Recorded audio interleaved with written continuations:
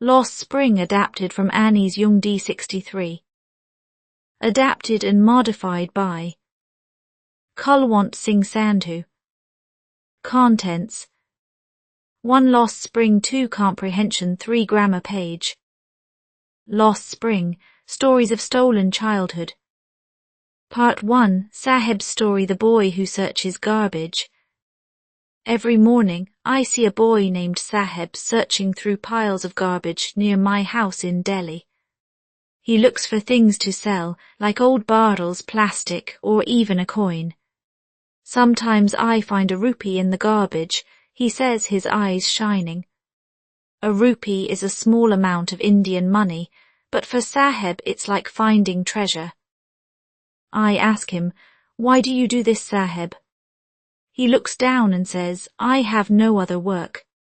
Saheb's family came from Dhaka, a city in Bangladesh, many years ago. Storms destroyed their fields and home, so they moved to Simapuri, a poor area near Delhi. In Simapuri, many families survive by collecting things from garbage to sell. They are called rag pickers. "Why don't you go to school?" I ask. Saheb replies, "There's no school near my house. If they build one, I'll go." I smile and say, "If I start a school, will you come?" Saheb nods happily, "Yes." A few days later, he runs to me and asks, "Is your school ready?" I feel bad because I didn't really mean to promise a school. In Saheb's world, people often make promises they can't keep. One day I ask, "What's your name?" He says Saheb-e-Alam. It means Lord of the Universe in his language, but Saheb doesn't know this. If he did, he might find it funny because his life is hard, not like a lord's. He walks with his friends, a group of boys with no shoes, who come out in the morning and disappear by noon. I start to recognize them all. I ask one boy, "Why don't you wear chapels?" He says, "My mother didn't take them from the shelf." Another boy wears shoes that don't match, and he looks shy when I notice. A third boy says, "I want chapels, but I've never had any." In India, many children walk barefoot, not because it's a tradition, but because their families are too poor to buy shoes. I remember a story about a boy from Udupi, a town in Karnataka. His father was a priest in a temple. Every day, the boy prayed for a pair of shoes as he walked to school. Years later, I visited that temple. It looked old and quiet. The new priest's son came home from school, wearing a uniform and shoes. He threw his bag on a bed. I thought of another boy who prayed, "Let me never lose my shoes." That boy's wish came true, but children like Saheb still walk barefoot. Simapuri is a poor place, far from Delhi's big buildings, even though it's nearby. Families from Bangladesh came here in 1971. They live in small houses made of mud, with roofs of tin or plastic. There's no clean water or proper toilets. About 10,000 ragpickers live here. They don't have papers to show who they are, but they have ration cards to buy cheap food. One woman in a torn sari says, "We left our green fields and rivers because we had no food. Here we can eat and sleep." For these families, garbage is like gold. It helps them buy food and live, even if their homes are not strong. For children like Saheb, garbage is exciting. "I found a 10 rupee note once," he says happily. Finding money in garbage gives children hope, but for their parents it's just hard work to survive. One cold morning, I see Saheb by a fence, watching 2 men play tennis at a club. He wears old tennis shoes with a hole, given by someone. For Saheb, even broken shoes are special, because he never had any before. "I like tennis," he says, but he can only watch from outside. Sometimes the gatekeeper lets him use the swing when no one is there.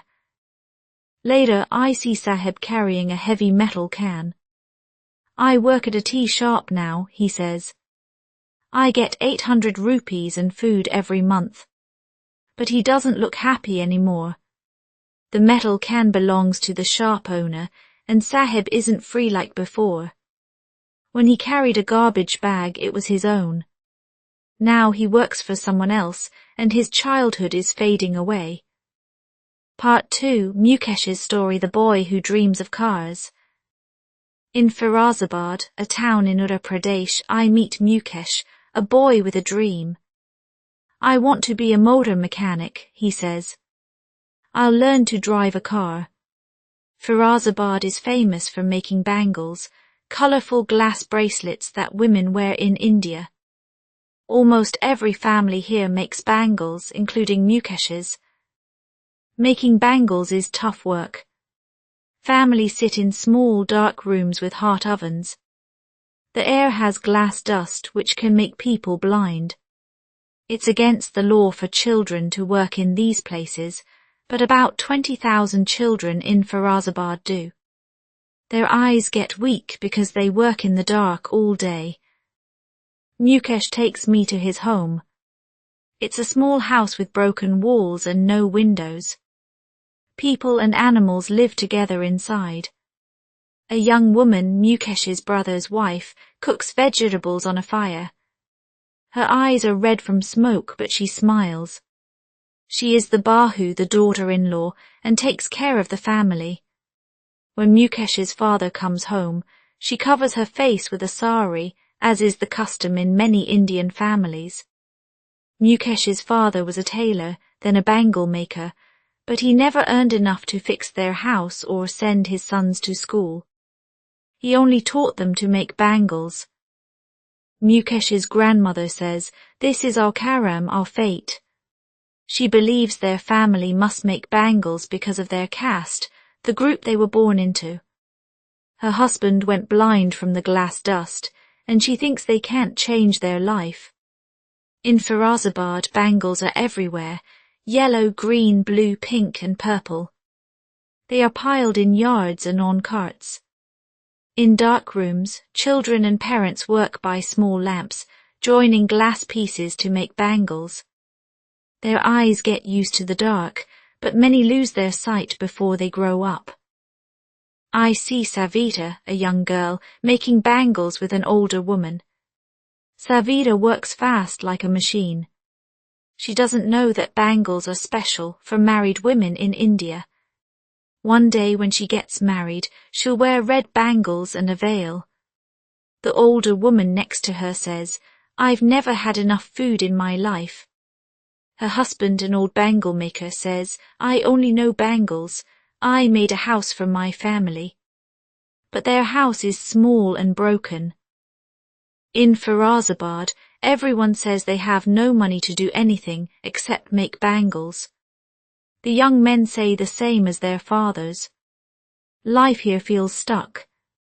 I ask some boys, "Why don't you work together to sell bangles yourselves?" They say the police will catch us and say it's wrong. We'll go to jail.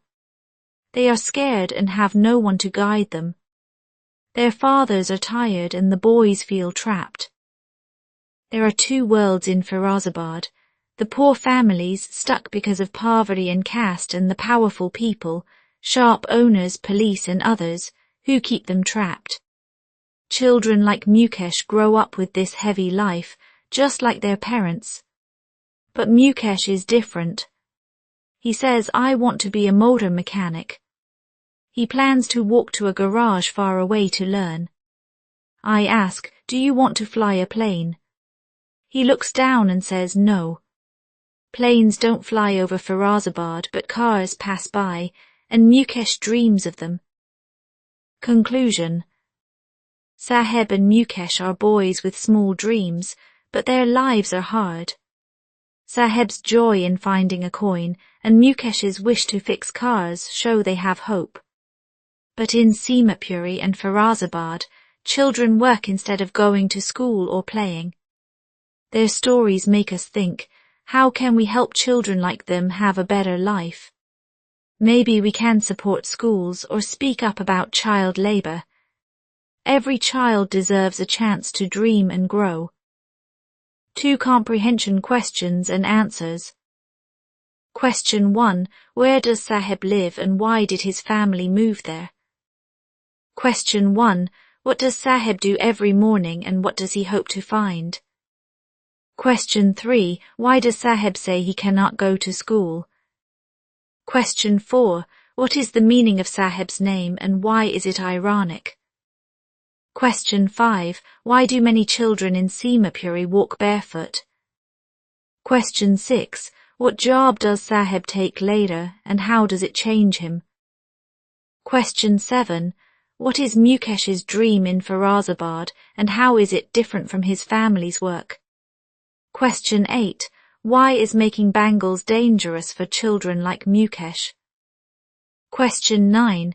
What does Mukesh's grandmother believe about their family's work? Question 10. Why don't the young men in Firazabad start their own group to sell bangles? Answers. Answer 1. Saheb lives in Seemapuri, a poor area near Delhi. His family moved from Dhaka, Bangladesh, because storms destroyed their fields and home. Answer 2. Saheb searches through garbage every morning. He hopes to find valuable things like a rupee or a 10-rupee note. Answer 3. Saheb says there is no school near his house in Seemapuri. Answer 4. Saheb's name Saheb-e-Alam means Lord of the Universe. It is ironic because he is poor and lives a hard life, not like a lord. Answer 5. They walk barefoot because their families are too poor to buy shoes, not because of tradition.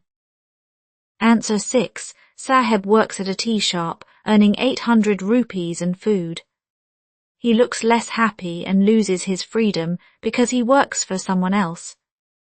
Answer 7. Mukesh dreams of becoming a motor mechanic and driving a car. His family makes bangles, which is different from his dream. Answer 8. Making bangles is dangerous because the glass, dust and dark rooms can make children lose their eyesight. Answer 9. She believes their family must make bangles because it is their karam, fate and caste, and they cannot change it. Answer 10. They are afraid the police will arrest them and say it's wrong, and they have no leader to guide them. 3 grammar page.